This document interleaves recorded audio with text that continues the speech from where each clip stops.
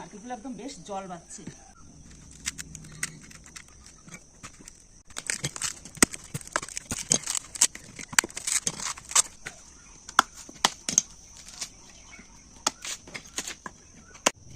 নারকেলটা যে ছুলে নিয়েছি, এবার চলো নারকেলটা ভেঙে নিই।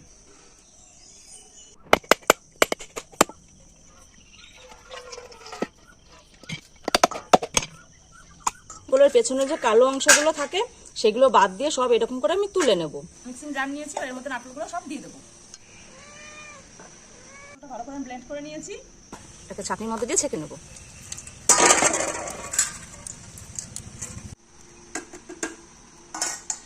কোকোনাট মিল্কটা ছেঁকে নিয়ে এই যে এটা ছড়িয়ে দিলাম।